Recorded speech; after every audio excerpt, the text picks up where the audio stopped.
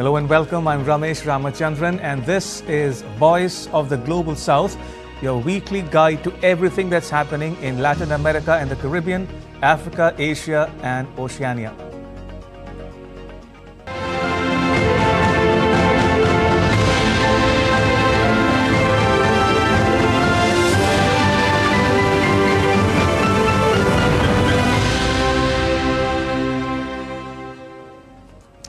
All right then, on the show this week, we take a closer look at ISKCON and the Hare Krishna movement's global appeal and what attracts celebrities to this Hindu religious sect.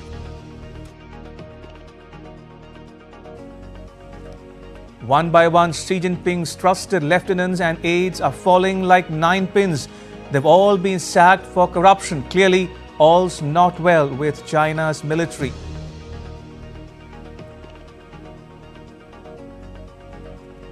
The US is ramping up its military presence in the Indo-Pacific by stationing advanced missile units in the Philippines and Japan. The message to Xi Jinping is clear. The South China Sea isn't Beijing's backyard. And Russia, Ukraine, Iran and North Korea raise the nuclear stakes. Is the world on the brink of a new conflict? All that and much more coming up on Voice of the Global South. The arrest of a former ISKCON priest in Bangladesh has drawn worldwide condemnation. At the same time, it's put a spotlight on the Hare Krishna movement. Jayant Das delves into the history of this Hindu sect and what lies behind its global appeal.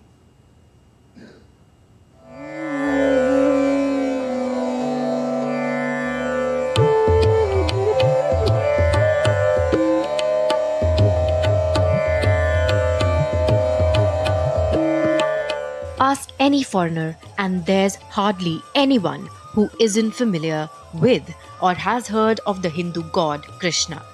But how did a Hindu god come to be acknowledged and prayed to by countless people around the world?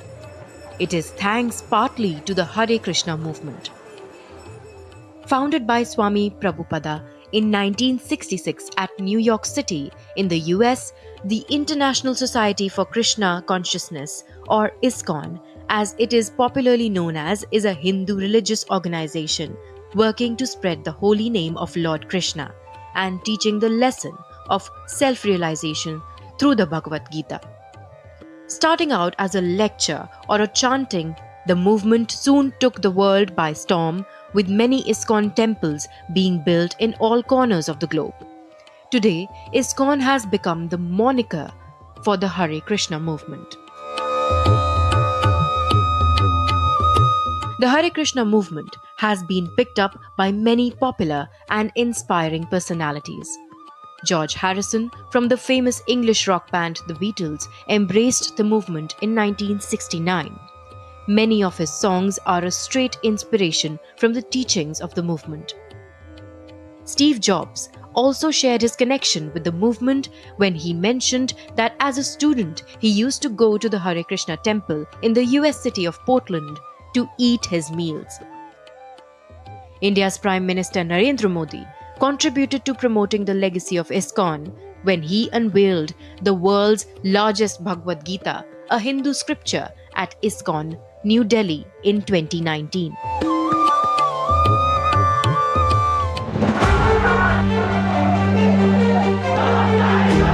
Today, ISKCON has been dragged into a controversy in Bangladesh. Following the anti-government protests, the South Asian nation is in the headlines again, this time for persecution of Hindus. Bangladesh is reeling from the protests after Chinmoy Krishnadas, a Hindu and a former ISKCON priest, was arrested by the Dhaka Metropolitan Police on 25th November on charges of sedition. A sedition case had been filed against him and 18 others. Das is accused of hoisting a saffron flag above the Bangladesh national flag during a rally in October. A court in Chittagong has since denied him bail. Following his arrest, protests erupted across Bangladesh demanding for his immediate release. Chinmoy Krishnadas, also known as Chandan Kumar Dhar, is a Bangladeshi national. He is a Hindu monk associated with the Pundarik Dham in Chittagong, a key center for Vaishnavites in Bangladesh.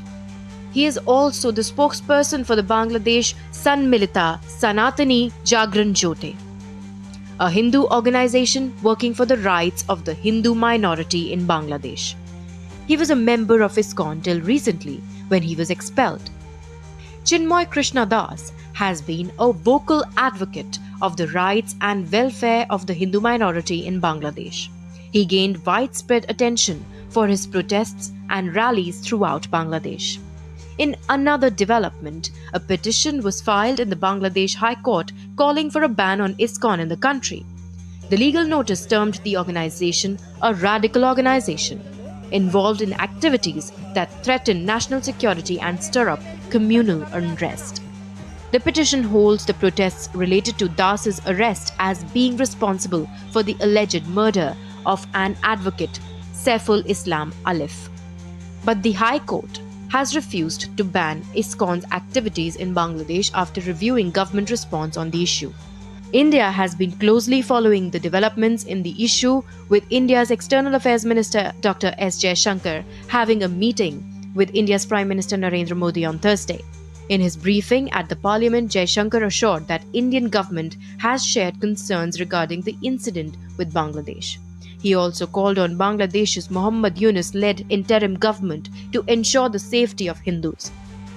India's Ministry of External Affairs expressed deep concern over the safety of the Hindu community in Bangladesh. It urged the Bangladeshi authorities to ensure the safety and security of Hindus and all other minorities, including their right of freedom of peaceful assembly and expression. India has consistently and strongly raised with the Bangladesh government the threats and targeted attacks on Hindus and other minorities. Our position on the matter is very clear.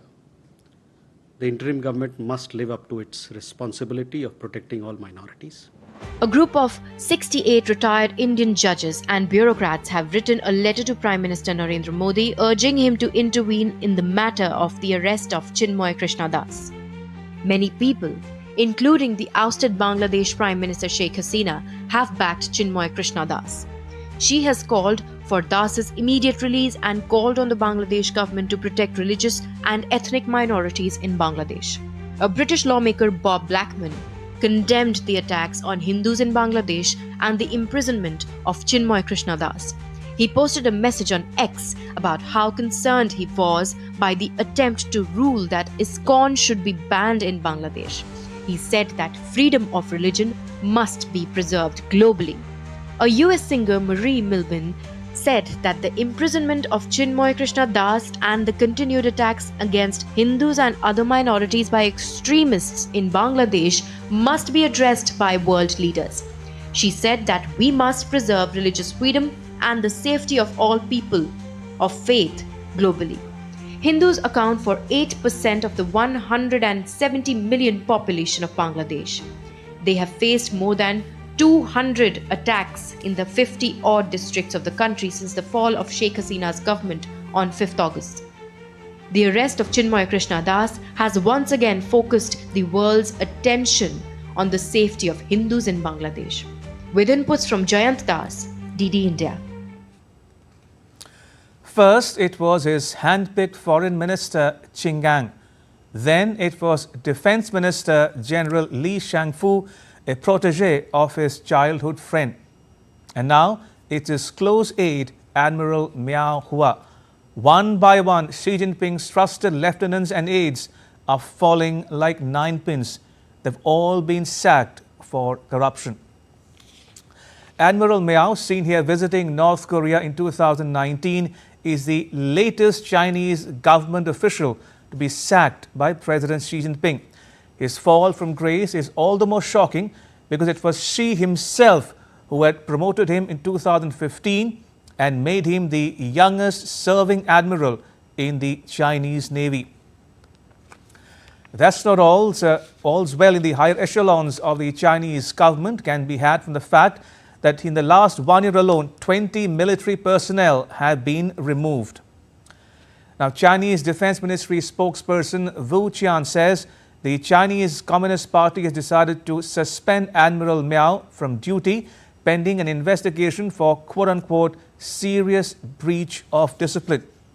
A serious breach of discipline is nothing but code for corruption.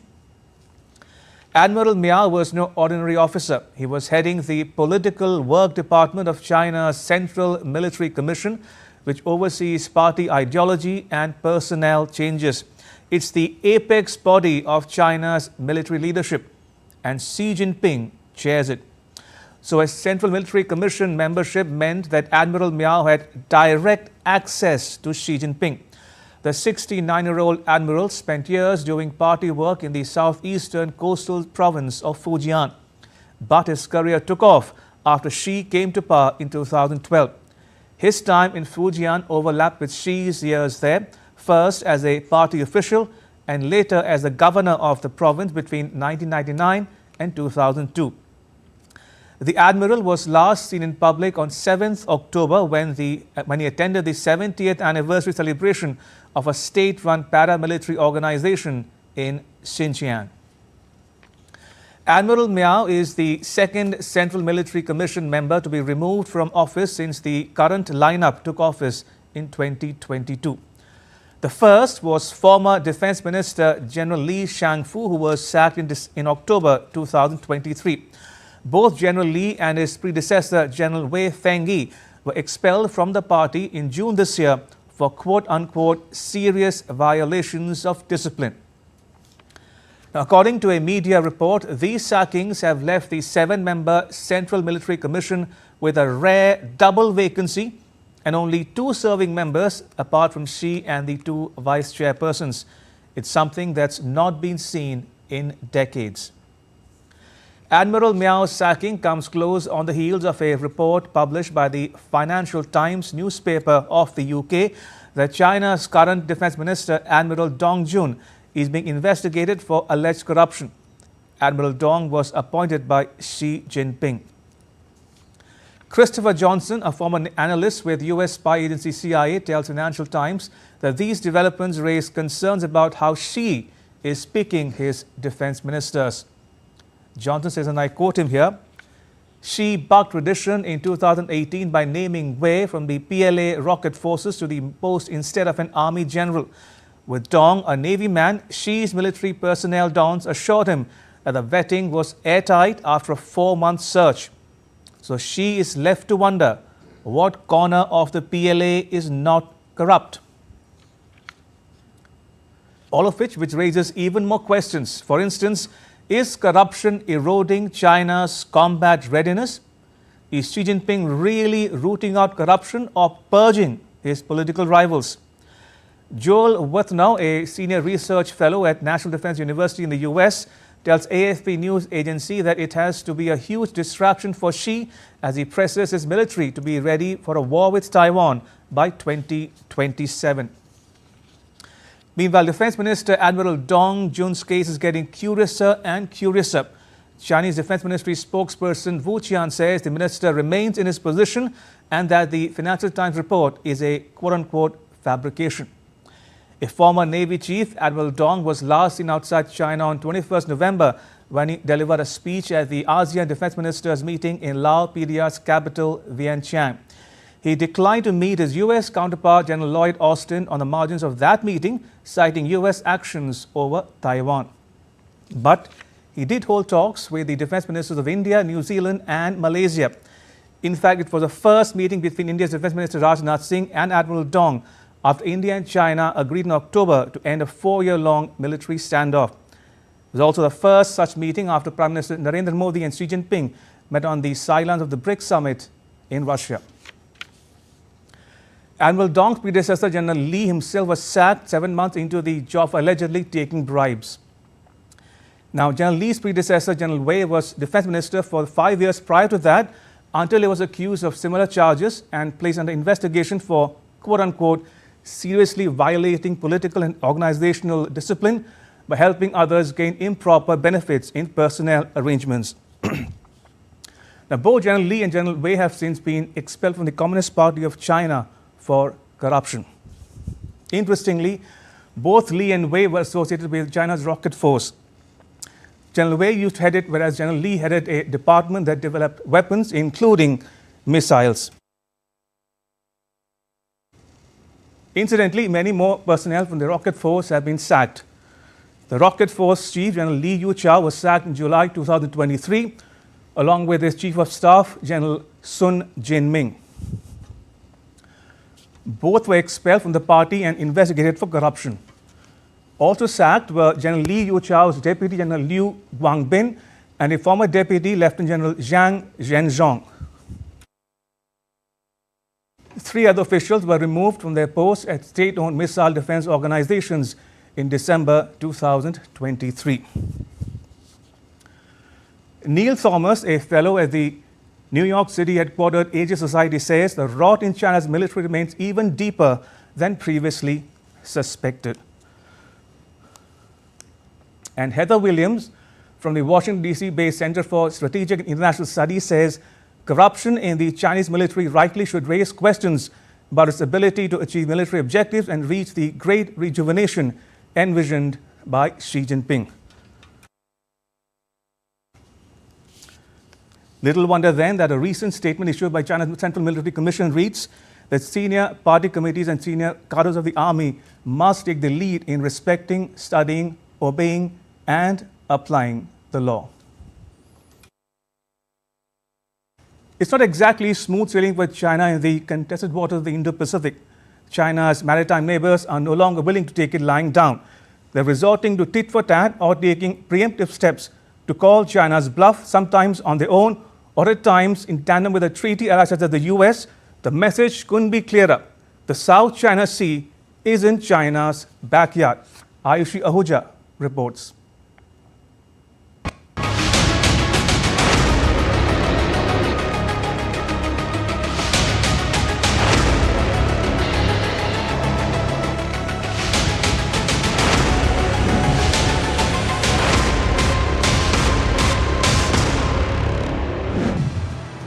China's rise in the South China Sea hasn't exactly been smooth sailing. Think high-intensity lasers, water cannons, naval blockades. These are just a few of the tactics Beijing uses to assert its sweeping claims over the disputed waters of the South China Sea, claims that an international tribunal outrightly rejected in 2016. But here's the twist. It's not just the Philippines pushing back anymore. The US has entered the fray, and Beijing is far from thrilled. The US is ramping up its military presence, stationing advanced missile units in the Philippines and Japan. A new US task force, a union, has been deployed to bolster Philippine defenses near the Ayungin Shoal, a tiny reef with outsized strategic importance and a constant source of tension with China. For context, the Ayungin Shoal is just 200 kilometers off the Philippines coast, but over 1,100 kilometers from China's Hainan Island. In 2016, the International Tribunal confirmed it's part of the Philippines' exclusive economic zone. Yet China keeps playing spoiler, even interfering with repairs on the BRP Sierra Madre, a grounded naval ship turned outpost that's been stationed there since 1999. And then there's the firepower. The US recently deployed its Typhoon missile system in the Philippines, capable of firing long-range Tomahawk and SM-6 missiles that can target key Chinese installations. Initially meant as a temporary measure, the system will now stay indefinitely, underscoring the deepening US-Philippines alliance. Meanwhile in Japan, the US Marine Corps is reinforcing its presence with the Marine Littoral Regiment armed with high-mobility artillery rocket systems. The goal? Prevent China from blocking critical access points and dominating the Taiwan Strait. And Taiwan? It's the elephant in the room. Beijing sees the island as a breakaway province. The US doesn't recognize Taiwan as independent, but it opposes any forceful takeover bolstering the island with arms sales and military support. Not surprisingly, Beijing is livid. China's foreign ministry has slammed these US moves, calling them destabilizing. But for the Philippines and Japan, this is about protecting sovereignty and standing up to what they see as China's provocations. China, of course, has done plenty to draw criticism. Its militarization of the South China Sea, complete with airstrips and artificial islands, has been widely condemned. And Beijing's recent test firing of intercontinental ballistic missiles hasn't exactly eased tensions. In response, the US and the Philippines have been stepping up their cooperation. In just the past year, the Philippines has signed a deal with the US on sharing of classified intelligence, secured $500 million in US military aid, and expanded US access to the Philippines' military bases. Joint naval drills have sent a clear message. They're ready to counter any potential threats from China. For Beijing, this is about more than just disputed waters. It's about strategic dominance. The South China Sea is central to its ambitions. But with US bases now flanking the region, in both Japan and the Philippines, the message couldn't be clearer. The South China Sea isn't China's backyard. The battle for control over these waters is far from over. But one thing is certain, China's neighbors, with a little help from Washington, D.C., are no longer willing to sit idly by. And with military bases in Japan and the Philippines, the US is making sure China gets the memo. Ayushi Ahuja's report for DD India. On 19 November, the Ukraine-Russia conflict completed 1,000 days. But the day made news for two more reasons. One, Ukraine hit Russia with the longest-range US missiles for the very first time. And two, Russia announced its new nuclear doctrine. The updated doctrine establishes a framework for conditions under which the president of Russia could order a nuclear strike. The biggest change was that Russia could consider a nuclear attack in response to a conventional attack on Russia or its ally Belarus that quote-unquote threatened their sovereignty and territorial integrity. The previous version of the doctrine, issued in the year 2020, had said that Russia may use nuclear weapons in case of a nuclear attack by an enemy or a conventional attack that threatens the existence of the state. So by replacing the words existence of the state with sovereignty and territorial integrity, Russia has effectively lowered the threshold for a nuclear strike in response to a broader range of conventional attacks. The new doctrine announced by President Vladimir Putin says any attack by a non-nuclear power supported by a nuclear power would be considered a joint attack. And any attack by one member of a military bloc would be considered an attack by the entire alliance. Moscow claims that Ukraine could not have launched the long-range missiles without US support, and therefore it makes the US become directly involved in the Ukraine-Russia conflict. On 21st November, Russia fired a new experimental hypersonic missile at Ukraine. It's called the Oreshnik, which means a hazel tree in Russian. The Oreshnik carried 6 warheads. A hypersonic missile travels at 5 times the speed of sound, that is, at least 6,200 kilometers per hour. But Putin says the Oreshnik traveled at a speed of Mach 10 or 10 times the speed of sound. He claimed that there is no technology currently available that can counter the Oreshnik. Russia is also putting its Sarmat intercontinental ballistic missiles on combat alert. The Sarmat, dubbed Satan II by the media, is a key element of Russia's nuclear arsenal. It's capable of wielding up to 16 nuclear warheads and striking from 18,000 kilometers away. But that's not all. The New York Times newspaper cited unnamed Western officials as saying that the US could give Ukraine nuclear weapons. Moscow says such an idea is suicidal. A Putin aide, Dmitry Medvedev, warns that Moscow would establish and consider such a transfer to be tantamount to an attack on Russia and retaliate with a nuclear weapon. To put it into context, Ukraine inherited nuclear weapons from the Soviet Union after it collapsed in 1991. But it gave them up under a 1994 agreement called the Budapest Memorandum in return for security guarantees from Russia, the US, and the UK. Today, Ukraine's President Zelensky says giving up nuclear weapons has left his country without security, which is why he is arguing that Ukraine should be admitted into the NATO military alliance something that Moscow opposes. So, is the world really on the brink of a nuclear conflict, a third world war? What will happen is North Korea conducts a seventh nuclear test, or Iran changes its nuclear policy. Iran's Foreign Minister Syed Abbas Araghchi says the nuclear debate in Iran is likely to shift towards the possession of its own nuclear weapons if the West goes ahead with a threat to reimpose all sanctions. Kamal Karazi, an advisor to Iran's Supreme Leader Ayatollah Ali Khamenei, says Iran has the capability to produce nuclear weapons, but it's up to Khamenei himself to decide whether to go nuclear or not. As for North Korea, a US diplomat says Pyongyang is only quote-unquote a political decision away from carrying out its seventh nuclear test. The diplomat, Alexandra Bell, says the US assesses that North Korea has prepared its Punggye-ri test site for the potential seventh explosive nuclear test. Next year, 2025, will mark the 80th anniversary of the US dropping nuclear bombs on Japan in August 1945 that killed nearly 300,000 people. Will the world take heed? And with that, it's a wrap on this week's edition of Voice of the Global South. The news continues here on DD India. You can catch all the latest updates on social media, mobile and digital platforms. Thanks for watching. Bye.